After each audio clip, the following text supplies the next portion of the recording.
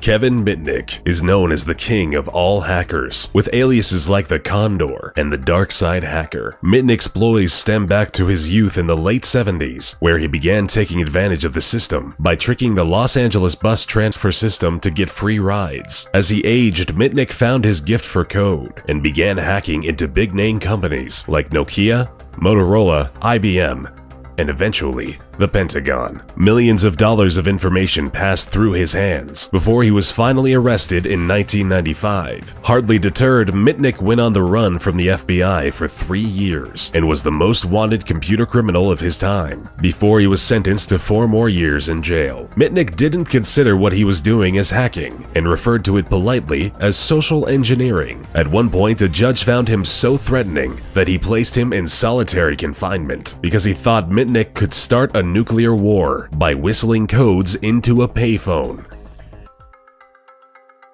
The dangerous British hacking duo of Matthew Bevan and Richard Price took the world for a potentially deadly ride for several weeks in their youth back in 1994. They began by attacking the Pentagon's network for several weeks and progressed further by stealing battlefield simulations. If that wasn't enough, they started intercepting messages from US agents stationed in North Korea and accessed sensitive material from a Korean nuclear facility. This was all incredibly alarming to the US because at the time, Price and Bevan were using US systems to infiltrate information from Korean systems, which, simply put, nearly sparked an international incident.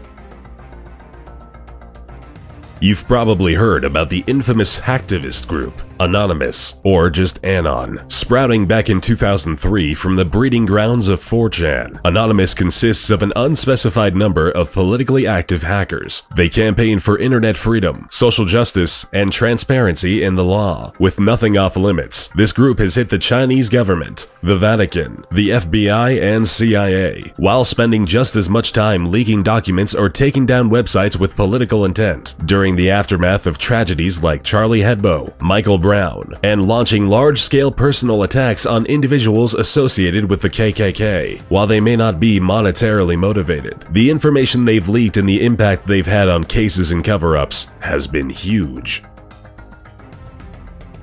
Little is known about Astra, which is the net alias of this notorious hacker who spent half a decade in the mid-2000s stealing high-profile weapons technology data and software. Astra would quickly sell this information to people and organizations across Brazil, South Africa, the Middle East, and the rest of the world. While no one knows how much money he was able to make or where it went, the damages he caused are estimated between $250 and $361 million.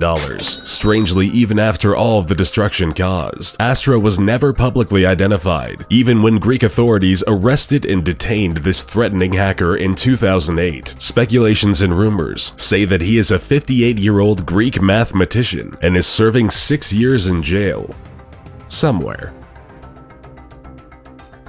Gary McKinnon infiltrated over 97 US military and NASA servers in just a year during 2001. He deleted sensitive data, software, and files that cost the US government $700,000 in recovery charges due to the severity of the damage. Confident in his skills, McKinnon, who went by the alias Solo, taunted the military by posting, "Your security system is crap. I am Solo. I will continue to disrupt at the highest levels." Strangely enough, McKinnon wasn't in it for any kind of monetary gain, and it turns out he was just looking for files containing evidence of extraterrestrial life, which, according to McKinnon, he found.